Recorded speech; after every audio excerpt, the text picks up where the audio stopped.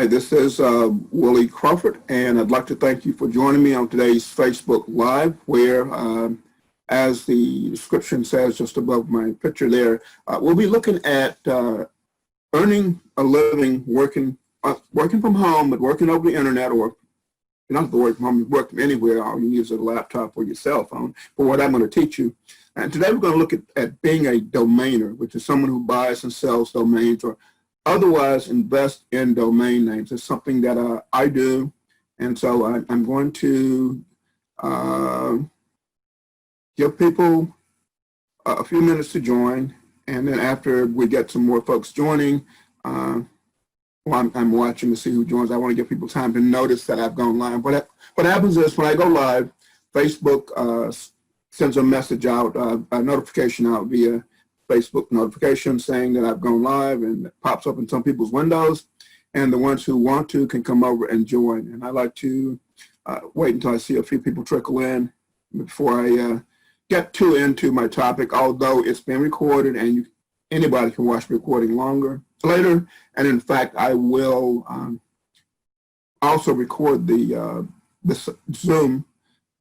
I will record it to the cloud over Zoom, and I will download that later and share it from like YouTube and places like that. So I'm multi-purposing my content as I create it.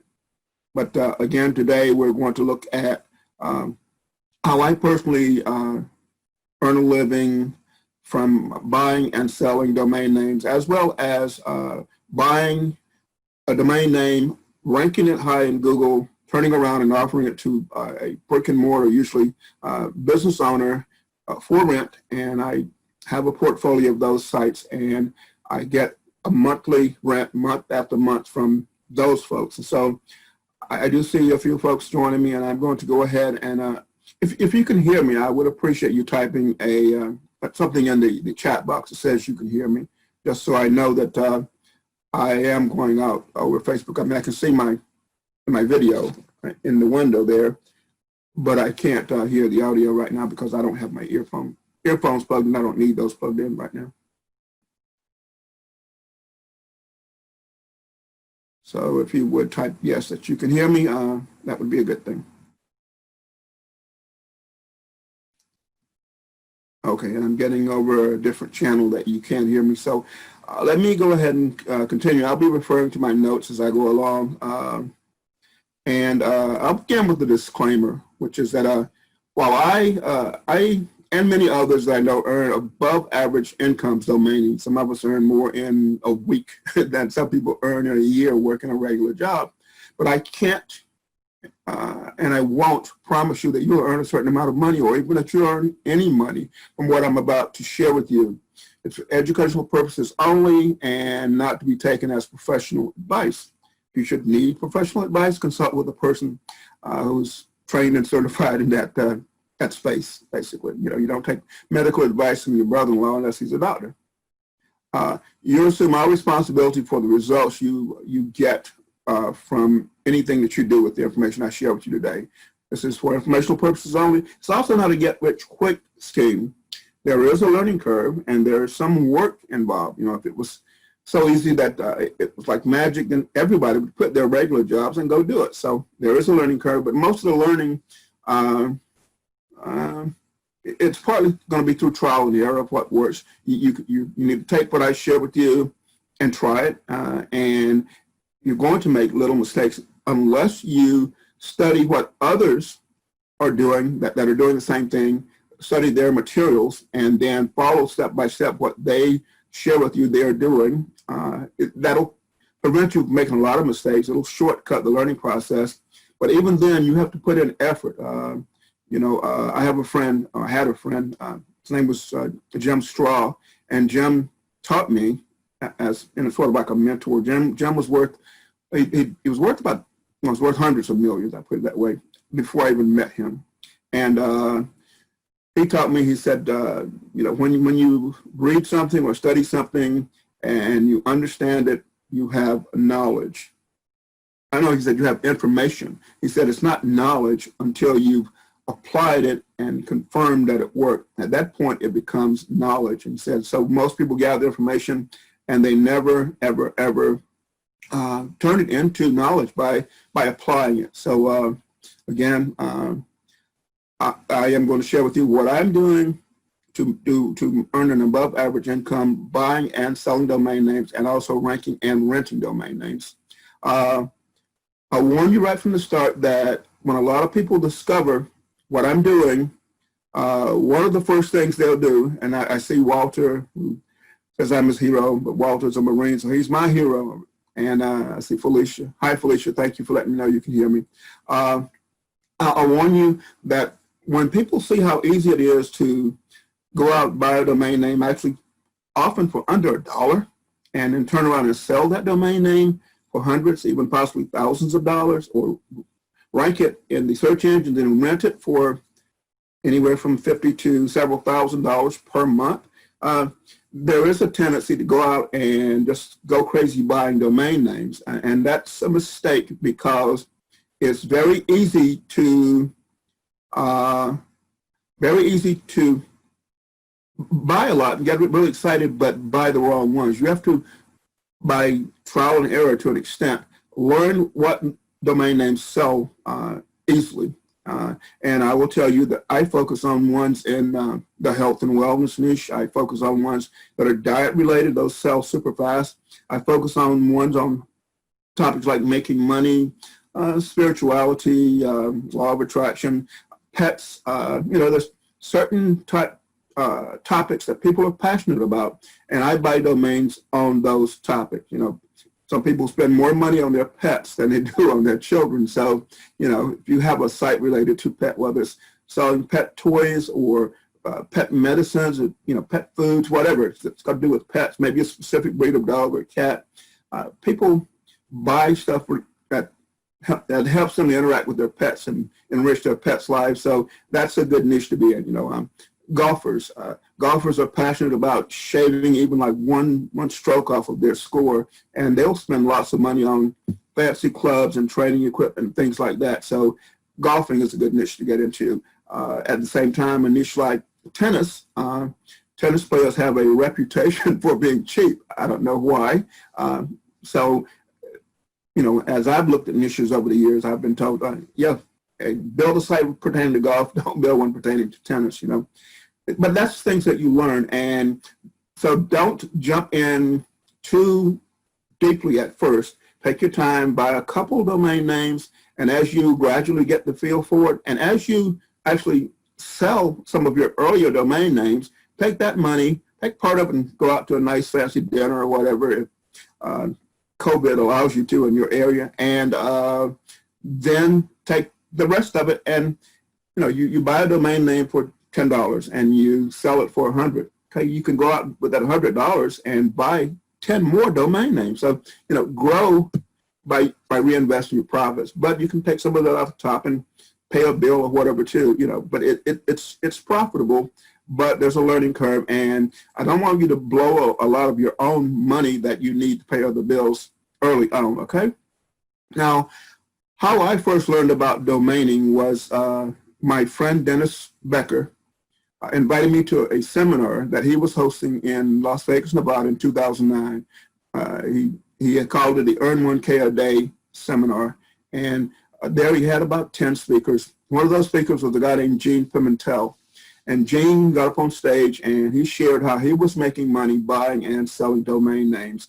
And I was a fellow speaker at that event. And as Gene explained, and shared that the best profit he made off of a domain was $24,000. That is, he bought a domain name for like $10, and a month later, sold that domain name for $24,000. And I thought, whoa, I need to check into this. And I had dinner or shared a meal with Gene and his wife, Roy, later that day, or maybe it was following day. It was a 3-day weekend, a 3-day event in Vegas. And we talked about domaining, and I went back home and I did some research and dug deeper, and I said, I'm going to do this. And I sent Gene a note saying, Gene, you just put a lot of money in my pocket, and he has since then. So I didn't dive too deep in it first, though. I focused more on being an internet marketer, creating and selling information products on how to create and sell information products, on how to sell and create information products. The internet marketing space is somewhat incestuous. It's, okay, the way to make money is by teaching other people how to make money, and you teach them to make money by teaching other people how to make money. That's not the whole industry, but that is a part of what happens. You know, it's not the best way to do it. The best way to do it if you're selling information products is to sell information products on some topic that solves people's problems. Now, not having enough money is a problem that a lot of people want to have solved. So it's a good niche to make money in, but it's incestuous. So anyway, I learned from Gene, and I started buying and selling domain names. And actually, the first one that I sold for a decent profit, I did inadvertently. I bought the domain name with the intention of setting up my own autoresponder service. And while I was, I bought it and I parked it and did nothing with it. And someone searched on that domain name, discovered that I owned it, contacted me and offered me $5,000 for it. Well, I had less than $50 total tied up in the domain name. And so I said, sure. And that person and we went back and forth on how to transfer the domain name. I said, send me $5,000, and I had them send me a bank wire. And when I confirmed I had the bank wire, I sent the domain name. I pushed the domain name over to them, and I had to go through a process where we had to go back and forth confirming codes and things like that. Today, if I were doing a transaction of that size, I would use an escrow service. And with the escrow service, I agree on a price, they agreed to pay me, and the escrow service sort of takes control of the domain name, and they take control of the money, and they're in the middle. And when they confirm everything is right, then they give the domain name to the person who purchased it, and they give me the money. So they're like holding on to both until the transaction is verified. And that's the best way to do it, because otherwise if I push the domain name to somebody and they give me a bad check, or say they use PayPal and they cancel the transaction or something as soon as they get the domain name or something like that, that can happen. With a lot of domain names I sell, I don't use an escrow service because I'm dealing a lot of times with people that I know and trust, and they know and trust me.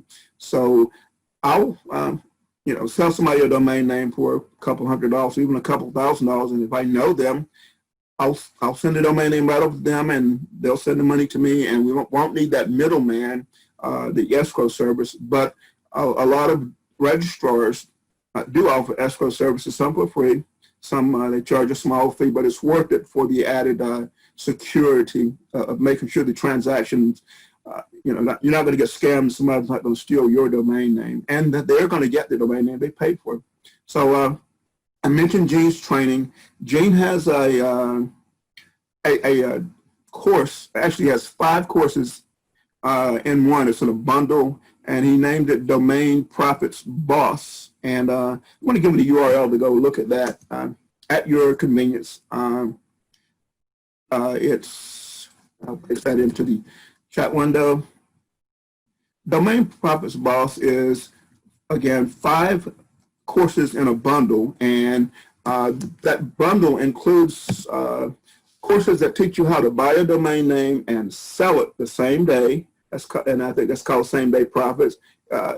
One of the courses gives you a bunch of templates that you can use to set up sites to instantly have for sale sites. Another bundle, they all teach you different aspects of domaining.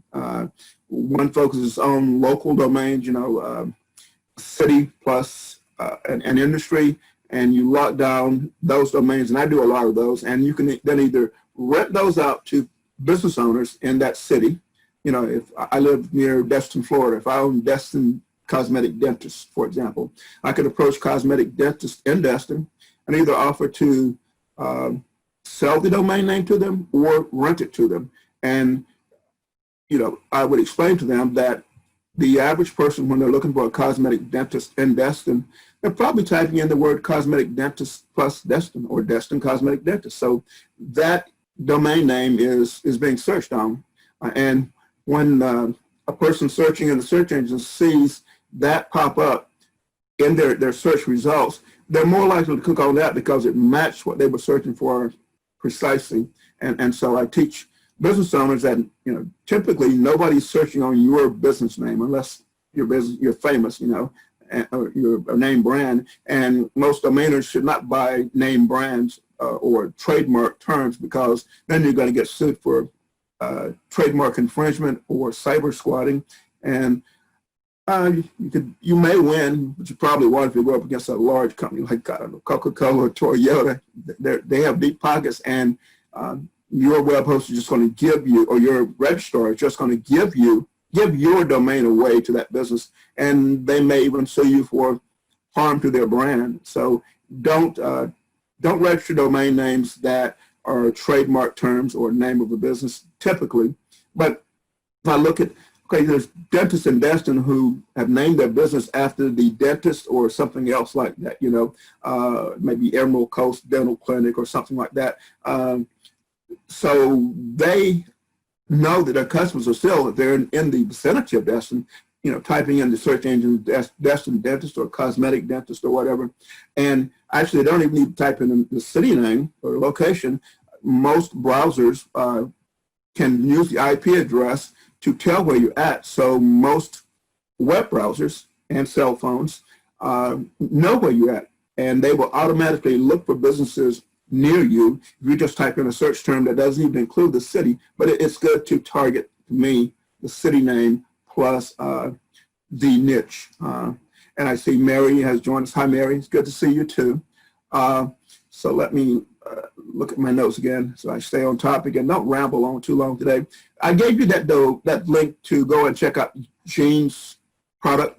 I put a space in that URL before the .org, and the reason I did that is because Facebook is notorious for killing links. So it'll look at a link and say, this person's pushing somebody to go check out a site, but I want them to buy an ad for the site. I want them to buy Facebook advertising. So since they're trying to get somebody to look at something without paying, I think I'll kill the link. And it's not that bad, but Facebook kills a lot of links. So I'm sending you to williecrawford.org/domain profits boss. And I gave you that link in the window, but the comment window, but I put a space for the .org. So to get to that link, you need to back out the space, okay? And I do that with a lot of my links.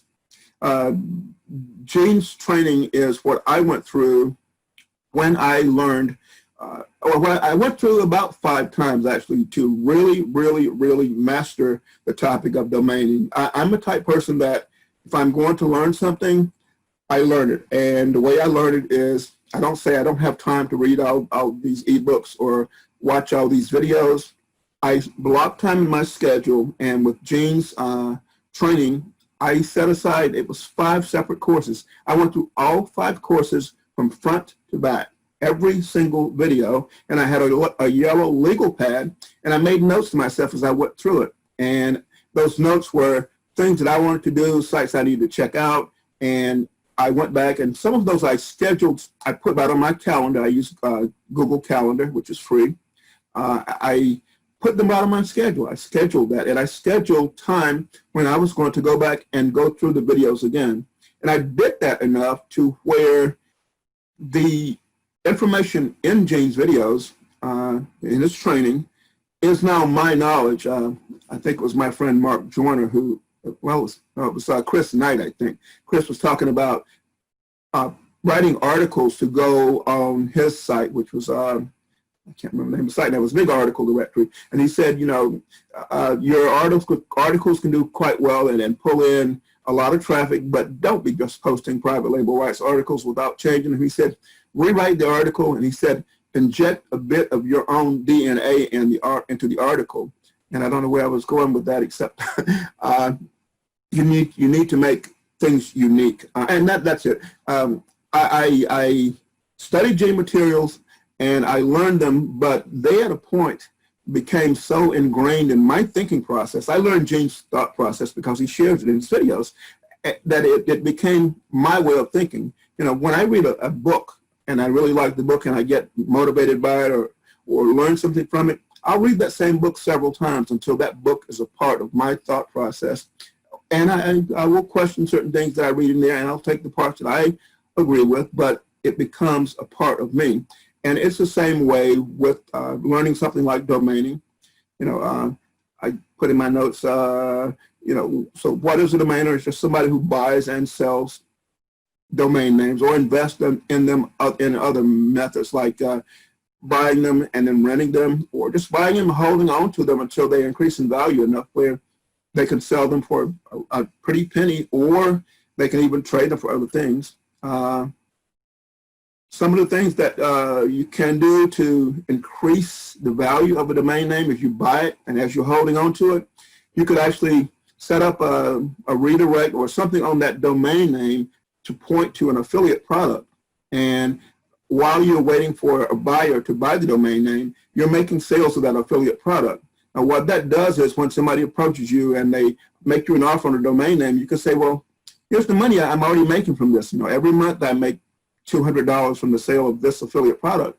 They can see that there's already people coming and buying the product that's related to the domain name.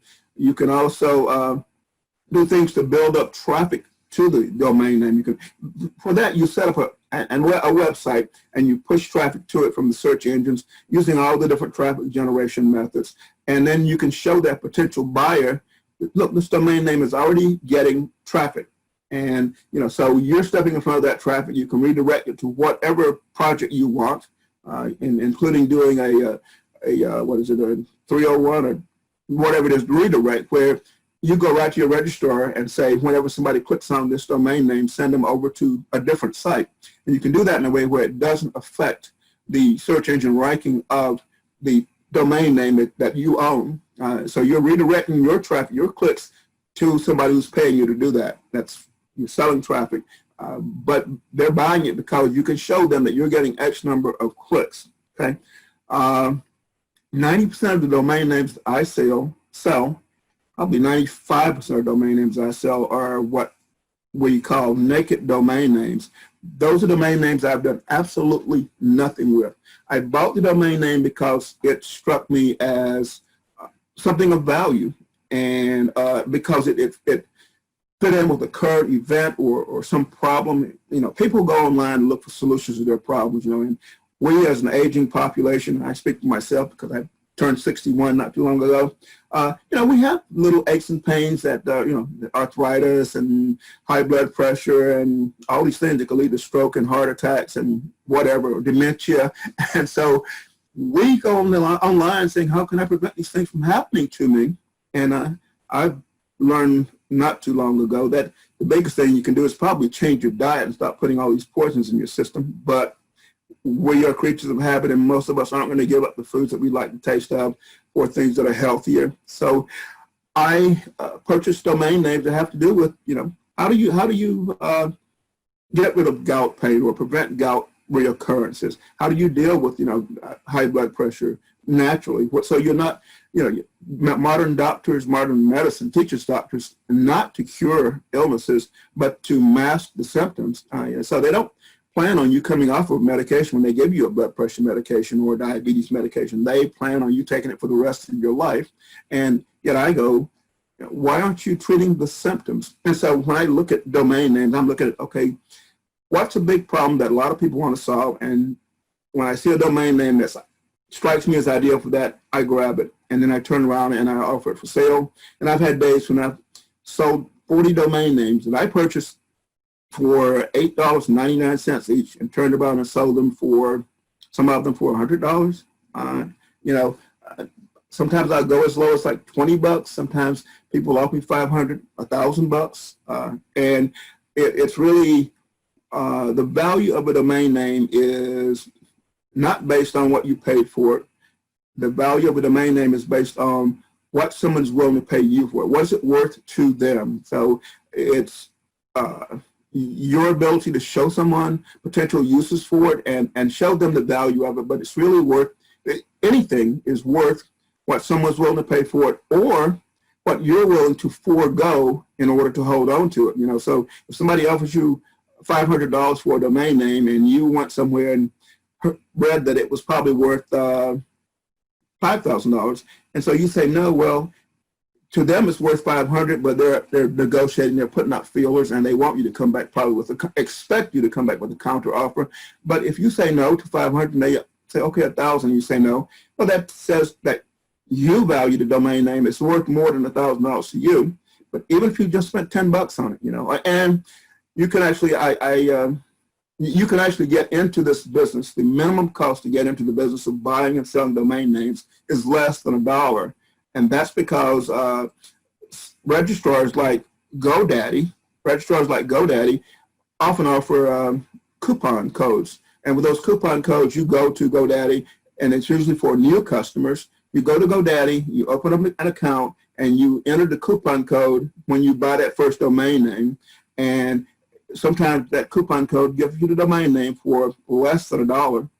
Now, the thing there is, and to be aware of, is that that coupon code is usually only good for one domain name. And so if you wanted to buy a dozen of them, you need to set up a dozen different accounts on GoDaddy and use the coupon code, all those different accounts. To me, my time is worth more than that. So I don't mind paying $8.99 through my registrar, which is I use a registrar called Name Silo, because it's super intuitive. They don't try to pull tricks on you that some registrars do, and I won't mention specific names, but some registrars that like you can get the GoDaddy coupon and you'll pay 99 cents the first year, but when you go to renew it, most people don't think of moving their domain to a different registrar. They get a bill that says it's time to renew your domain name, and pay us $30 or whatever. So you're charged a premium price, and those registrars often at the same time try to upsell you all kinds of services that you probably don't need. It's like going to McDonald's and you order a burger, and they say, do you want fries with that? And they ask you, would you like to supersize it? And they suggest a dessert to you. They're trying to upsell you. A lot of registrars do the same thing.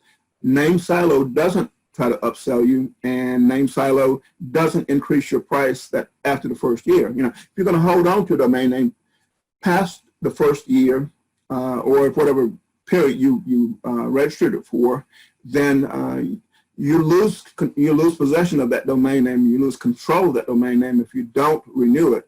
And that's where people like me, I get a list, or every day there are roughly 100,000. That's 100,000 domain names that are not renewed, and they've gone through some cycle where ours have decided now is the time to release that domain name back for the general public to purchase. So every day, 100,000 domain names, roughly 100,000 domain names are dropped. And when those domain names are made available to the general public, people like me are watching those lists, and I can sift through the list, but I take a shortcut.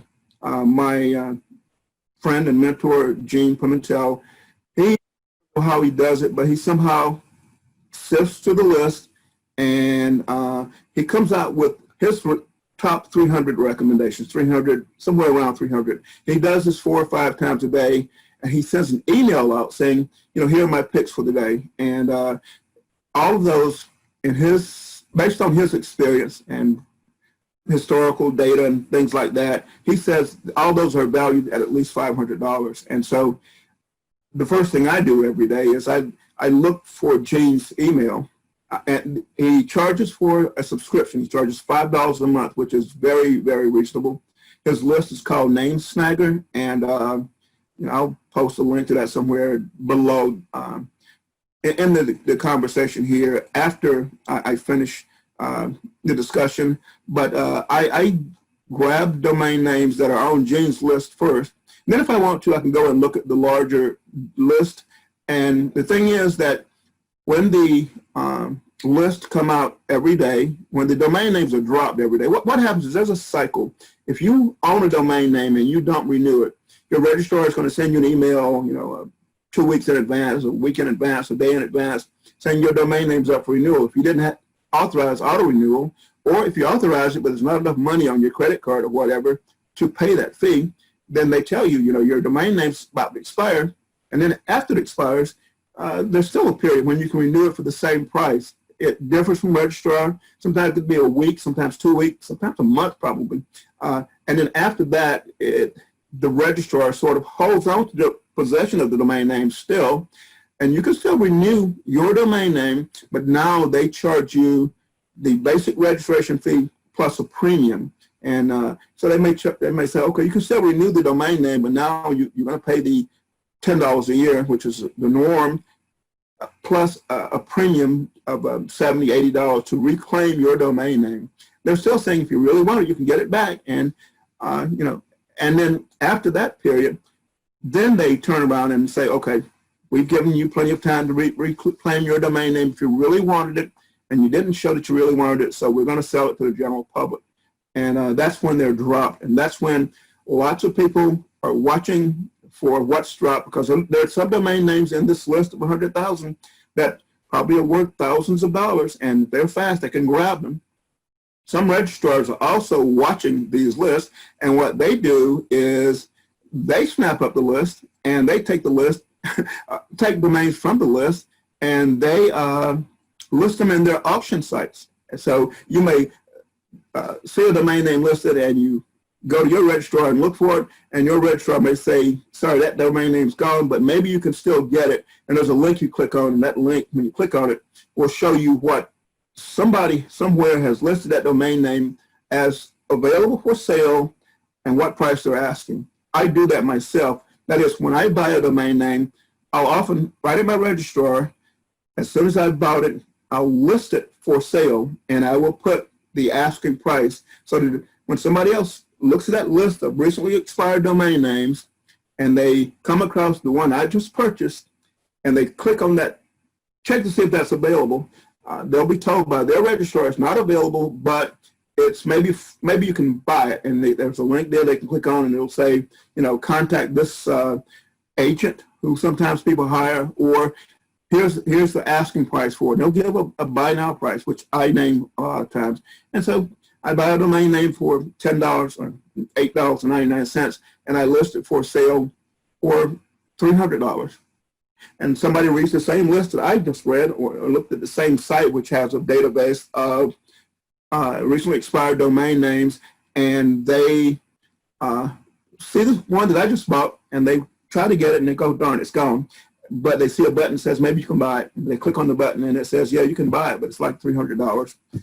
If they want to buy it, they click OK and complete the transaction, and it's theirs. My registrar pushes it to them, takes care of everything for a small fee. I don't remember the percentage, but it is low.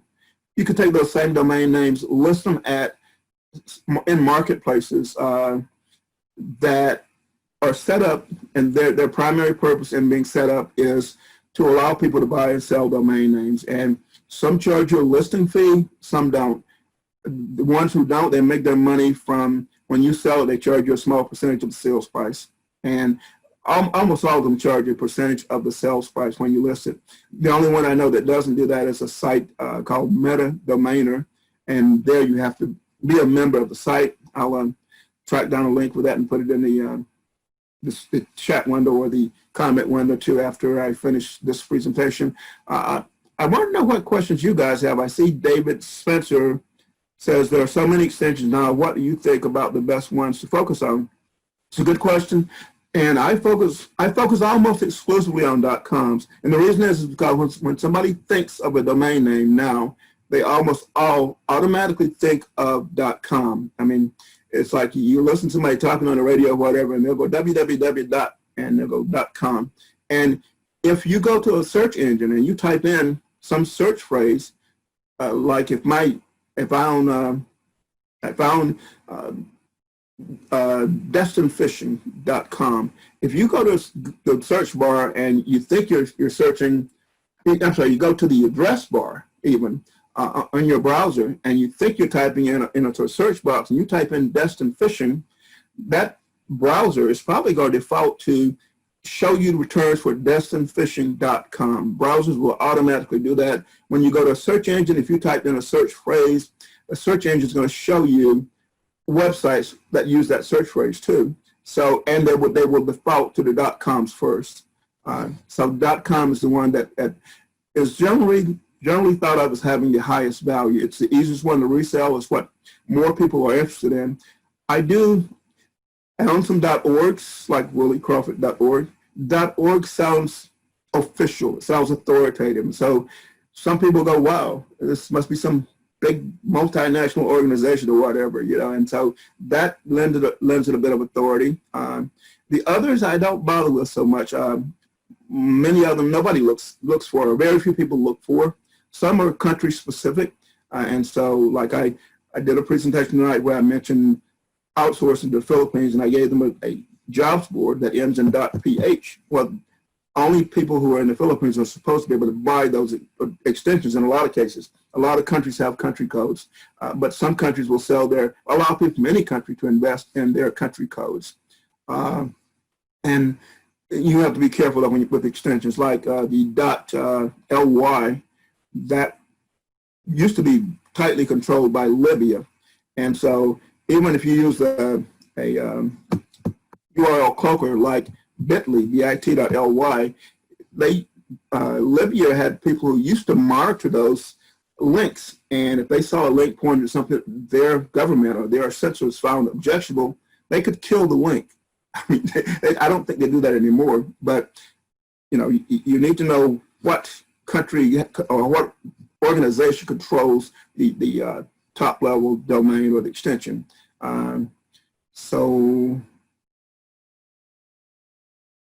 Walter said I could use his link to Gene. Or you could post your link to Gene on your blog, Walter.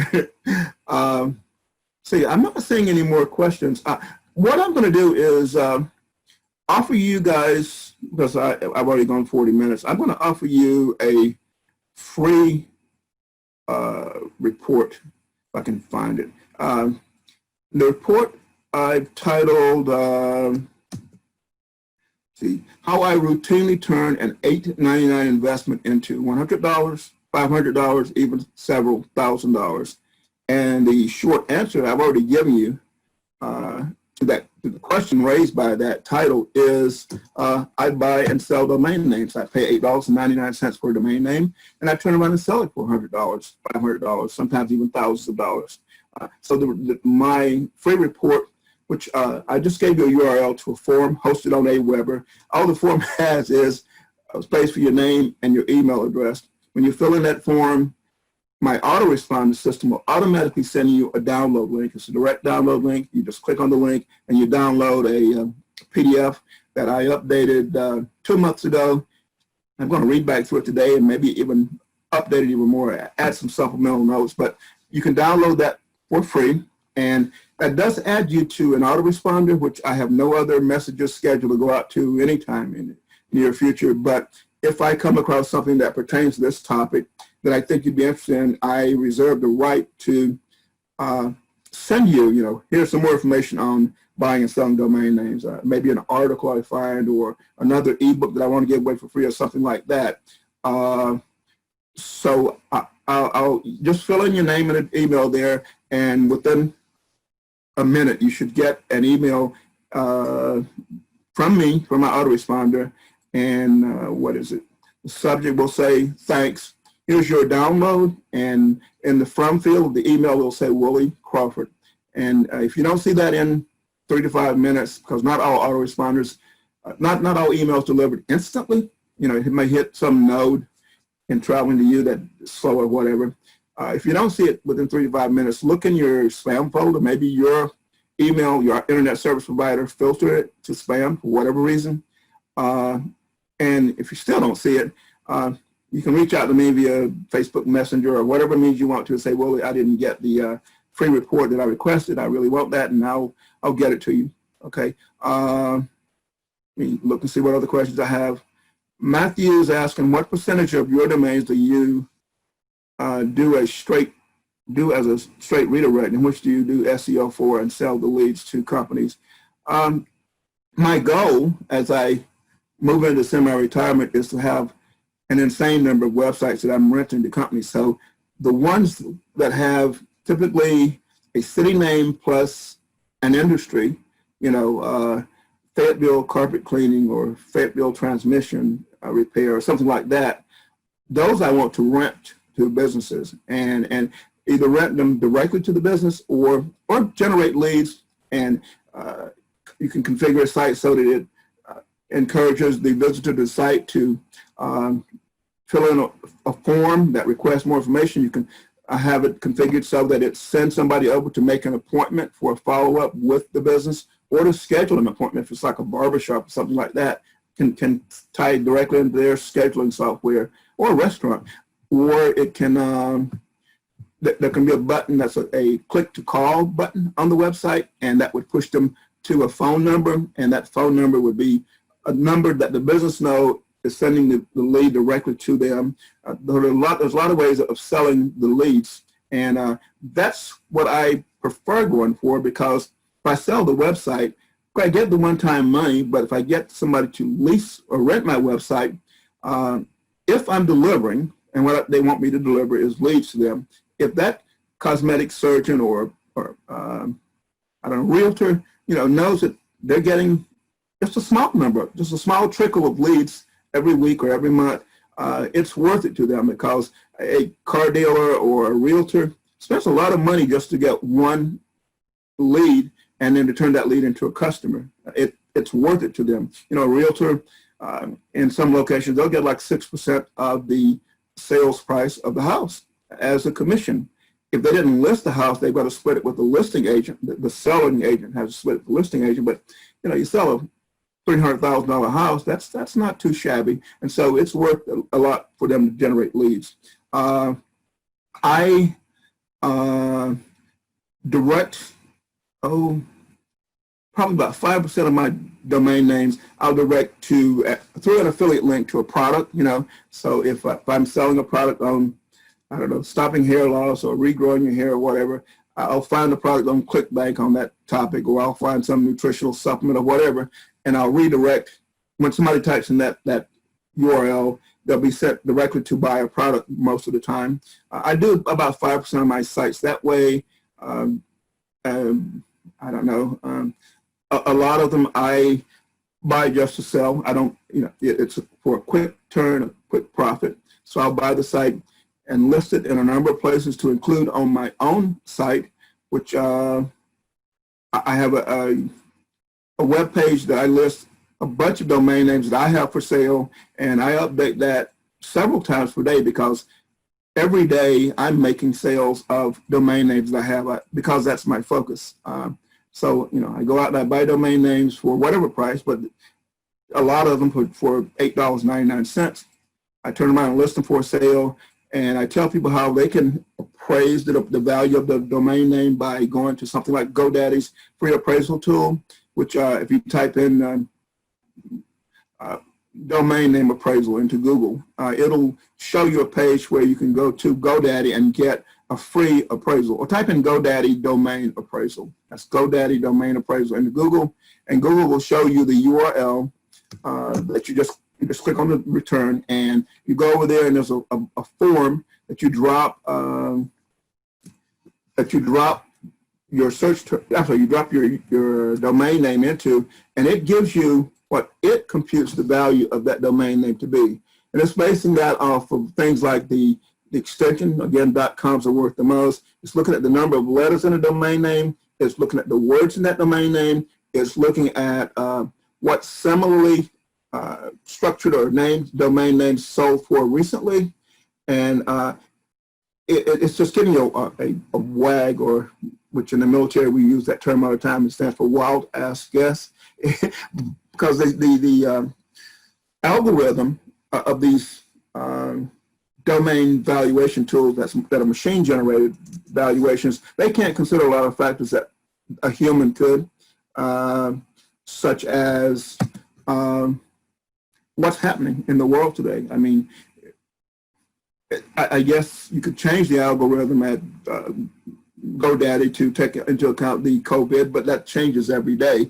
And so there are factors that we know about, that humans know about, and notice that the algorithm can't adapt to that fast. And so the best way to know the value of a domain name is to get a human with experience to value the name for you. And that's why I subscribe again to Gene's name snagger list. And again, I'll share a link to that after I wrap this up, which I'm getting ready to do. I do want to see if there are any more questions. Matthew says, so you've done the SEO on all of these domains, so they are ranking well enough to get visits on that keyword. I buy a lot of domain names that, because they were recently dropped, they're already in the search engines. They're already getting clicks. When somebody clicks on that domain name, they may get something thrown up by their ISP that says, sorry, that domain is not valid anymore or whatever. But as often as not, if the registrar is still hanging on to that domain name and not released it yet, or it's been released, the click will go to the owner of that domain name. So if I buy a domain name that's already still listed in Google and people are still searching on that term, I'll get some just random traffic from that. Or if somebody types in a term in their search bar, it's called type-in traffic. If you want to know how to house train a dog, and they type in house trained dog, and I have a domain name that says house trained dog in it somewhere, I'm likely to get that type-in traffic. And so I do that. I do SEO certain domain names, and for that, all I'm doing is optimizing the title tag. I'm optimizing the description tag and the keywords tag, and I'm generally wanting some external links pointing to the site, because Google looks at a number of factors to include how many external links are pointing to your site from authority sites in particular.